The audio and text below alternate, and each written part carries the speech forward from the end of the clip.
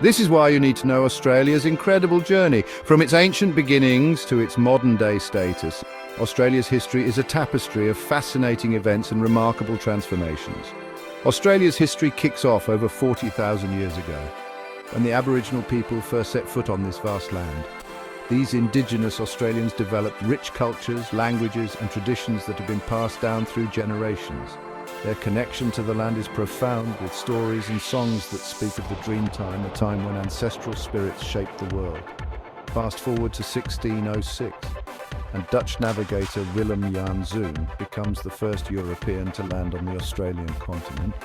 His arrival marked the beginning of European exploration in the region, although it would be many years before significant European settlement occurred.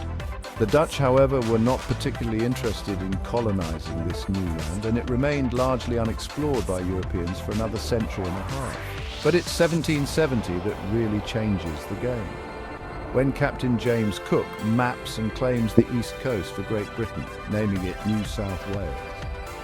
Cook's voyage aboard the HMS Endeavour was a monumental event, as it opened the door for British colonization. His detailed maps and reports highlighted the potential of this new territory, sparking interest back in Britain. By 1788, New South Wales becomes a British penal colony, thanks to overcrowded prisons back in Britain. The first fleet, carrying convicts, marines and officers, arrived in Botany Bay before moving to Port Jackson, where they established the settlement of Sydney. This marked the beginning of a new chapter in Australia's history, as convicts and free settlers alike began to build a new society in this distant land. The first colony, Sydney, imagine that. Convicts turning into pioneers of a whole new world. These early settlers faced immense challenges, from harsh environmental conditions to limited resources, yet they persevered, laying the foundations for what would eventually become one of the world's most vibrant and diverse nations. Skip ahead to January 1st, 1901, and Australia officially becomes a nation, the Commonwealth of Australia. This momentous occasion was the result of years of debate and negotiation among the 6 British colonies on the continent. Federation brought these colonies together under a single constitution, creating a unified nation with a shared identity and purpose. 6 colonies, New South Wales, Victoria, Queensland, South Australia, Western Australia and Tasmania, federate to form this new nation. The Federation celebrations were grand, with parades, speeches and festivities marking the birth of the Commonwealth of Australia. It was a time of great optimism and hope for the future. The Commonwealth of Australia Act 1900 lays down the Constitution. This document established the framework for Australia's government, outlining the powers and responsibilities of the federal and state governments. It also enshrined important democratic principles such as the rule of law and the protection of individual rights. The first Prime Minister, Edmund Barton. Barton played a crucial role in the Federation movement and was a respected leader who helped guide the new nation through its early years. His vision and dedication were instrumental in shaping the foundations of modern Australia. And guess what? Australia's first parliament opened on May 9, 1901 by Prince George, who would later become King George V.